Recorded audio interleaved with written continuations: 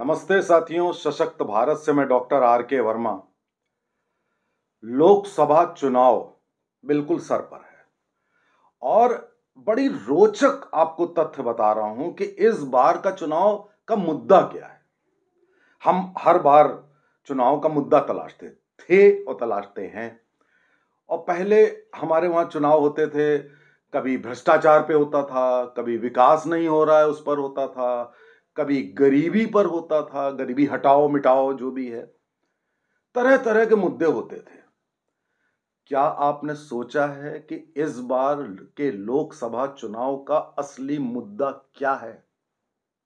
अगर नहीं सोचा आपने तो मैं आपको बताता हूं कि इस बार चुनावी मुद्दा क्या है।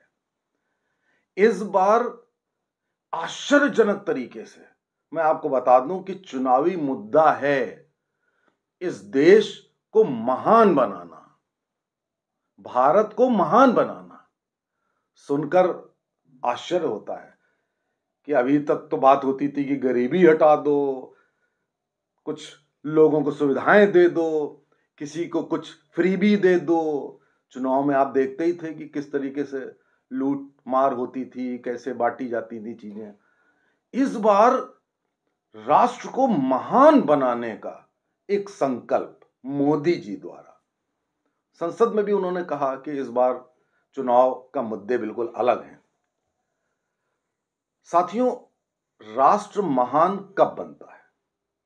देखिए, बाकी सारी चीजें लक्षण हैं। अर्थव्यवस्था अच्छी होनी चाहिए, अच्छी बात है। विकास होना चाहिए, अच्छी बात है। भ्रष्टाचार नहीं होना चाहिए, अच्छी बात है। लेकिन ये सारे सिम्टम हैं, लक्षण हैं। जैसे कोई बीमारी होती है ना, कैंसर, लक्षण है कि किसी कभी बुखार आ रहा है, कभी कुछ आ रहा है, तो ये सब लक्षण हैं।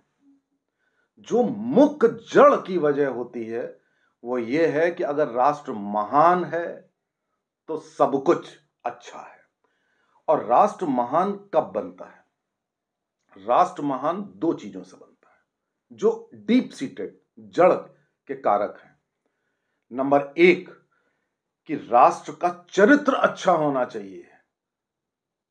और नंबर दो, राष्ट्र की संस्कृति का उत्थान होना चाहिए। इसको आप उल्टा कर दीजिए, नंबर एक संस्कृति, नंबर दो चरित्र। संस्कृति में हमारा देश हमेशा से प्रथम रहा है। सनातन, एक शाश्वत धर्म, एक ऐसा धर्म जिसमें हम सबके कल्याण की, सर्वे भवन्ति सुखना की बात करते हैं। लेकिन वो तो हम पहले भी करते थे। इस बार क्या स्पेशल है? इस बार स्पेशल है कि पिछले 4-5 वर्षों से हमने इस देश की संस्कृति के ऊपर बहुत कार्य किया है, प्रचार प्रसार किया है, पूरे भारत में भी और भारत से दूर भी, अन्य जगहों पे भी, अन्य देशों में भी। आप देखिए, अभी अबू धाबी में एक कितना विशाल मंदिर बन रहा है।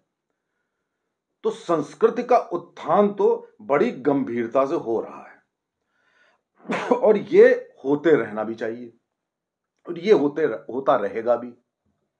अब जो दूसरी बात है, राष्ट्रीय चरित्र, इसके ऊपर आप को जानना जरूरी है। और मेरे ख्याल से इन चुनाव में राष्ट्रीय चरित्र के ऊपर काम होना है।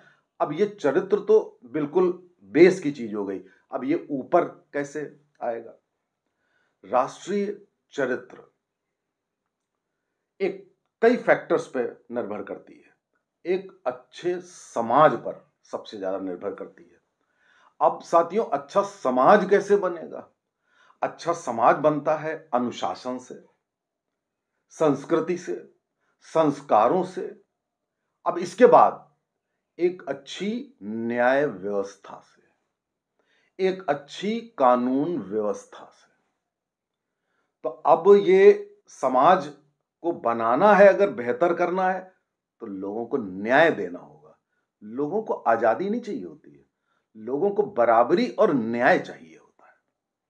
अभी हम इन दोनों चीजों में उतने अव्वल नहीं रहे हैं कि सड़क पे लोगों को बराबरी मिल जाए और सड़क पे और हर जगह न्याय मिल जाए, भ्रष्टाचार रहित न्याय मिल जाए।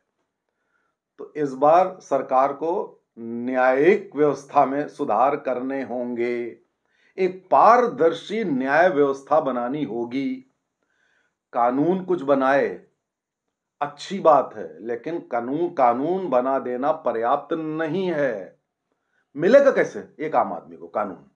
वो तब मिलेगा जब आपकी न्यायिक व्यवस्था बहुत सुदृढ़ है, जहां पर रिश्वत नहीं हो रही है, जहां पर समय से न्याय हो रहा है। तो अगर बाध्यता होगी तो न्याय मिलेगा लोगों को। कानून व्यवस्था आएगी तो पुलिस रिफॉर्म्स की बात आनी चाहिए, तो पुलिस में रिफॉर्म होना चाहिए। अब अच्छे समाज को बनाने के लिए जो चरित्र की आवश्यकता है वो कैसे करोगे? आप लोगों को साथियों याद होगा the great wall of China.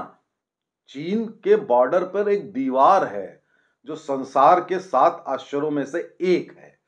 वो है the great wall of China. चीन की दीवार क्यों बनी थी आपको मालूम है?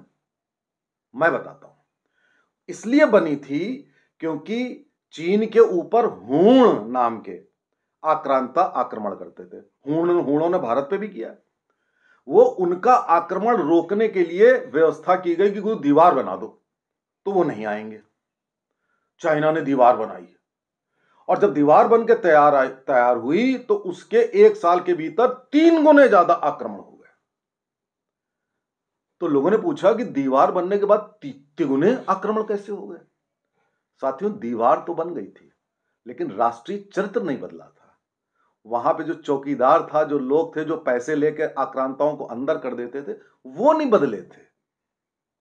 तो इसलिए राष्ट्रीय चरित्र, ये बात मैं कह रहा हूं, और ये राष्ट्रीय चरित्र किन बातों पे निर्भर करता है? कौन 3 लोग हैं जो राष्ट्रीय चरित्र बदलते हैं? एक आपकी मां, एक आपका अध्यापक, और एक आपके महापुरुष या बुजुर्ग कह लीजिए। मां यानी कि स्त्री के ऊपर काम शुरू हो गया। इस सरकार ने स्त्रियों के लिए के उत्थान के लिए बहुत अच्छे अच्छे कार्य कर रहे हैं, वो और बढ़ाने होंगे। अध्यापक, एजुकेशन पे मेरे हिसाब से काम नहीं हुआ है। इस टेन्योर में अगर एजुकेशन पे काम नहीं किया तो चरित्र नहीं सही होगा। तो आपको सबसे ज्यादा काम करना होगा एजुकेशन सेक्टर में, और अध्यापकों का प्रोफेशन ऐसा बनाना होगा जैसे आप एक आईएएस अफसर को सम्मान देते हैं, वैसा बनाना होगा। और तीसरा, आपके महापुरुष, आपके बुजुर्ग, इन पर भी काम नहीं हुआ है। विद्वानों का जब तक आप सम्मान नहीं करोगे तब तक देश आगे नहीं बढ़ेगा। तो इसलिए आप अगर इलेक्शन कर रहे हो तो विद्वानों को तो लाओ अपनी पार्टी में, विद्वानों को अपने खेमे में लाओ। कौटिल्य ये करते थे कि विद्वानों को इतना कर देते थे कि विद्वानों के दिमाग का इस्तेमाल करते थे। तो ये 3 मिलकर जब राष्ट्रीय चरित्र बना देंगे तो देश अपने आप महान हो जाएगा। तब आपको अर्थव्यवस्था के बारे में नहीं सोचना है, अपने आप अर्थव्यवस्था बहुत हो जाएगी। तो इसलिए इस टेन्योर में देश को महान बनाने के लिए जो मैंने आपको जड़ वाली चीजें बताई, उन पर ध्यान भी देना होगा सरकार को, उनको भी मैं ये राय दे रहा हूं, और लोगों को भी। जय हिंद, जय भारत।